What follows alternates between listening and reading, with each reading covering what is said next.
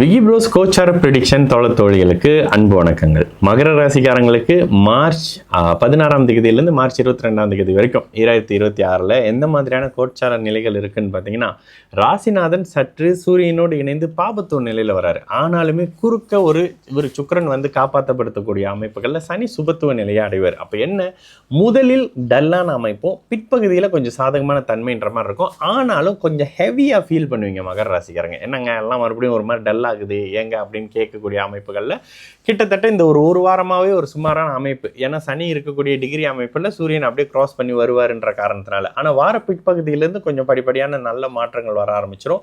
கிட்டத்தட்ட வேலை தொழில் அமைப்புகளை எதிர்பார்த்துக்கிட்டு இருந்தவங்களுக்கு தாங்க நல்ல விஷயம் சொல்ல முடியும். வேலைக்கு எதிர்பார்க்குறேங்க, வேலை கிடைக்கும். பொருளாதார அமைப்புகளில் ஒரு நல்ல இது இருக்குமா, ஒரு வீடு வாங்கலாமா, வாகனம் வாங்கலாமான்னு பார்க்குறவங்களுக்கு இந்த மாதிரியான வீடு வாகன அமைப்புகளில் செலவுகள் இருக்கும். வீடு கட்டுறேன், ரெனோவேஷன் பண்ணுறேன்னு நினைக்கிறவங்களுக்கு கூட இந்த வாரத்தில் சில நல்ல அறிமுகங்கள் வந்து அதன் மூலியமான தன்மைகள் இருந்தாலும் கூட உங்களுடைய 7ஆம் அதிபதி அடுத்தடுத்து தேய்பிரை சந்திரனாகி பாபத்துவ நிலையில் இருக்கிறாருன்றது 21ஆம் தேதி வரைக்கும் அப்படிதான் இருக்கிறாரு.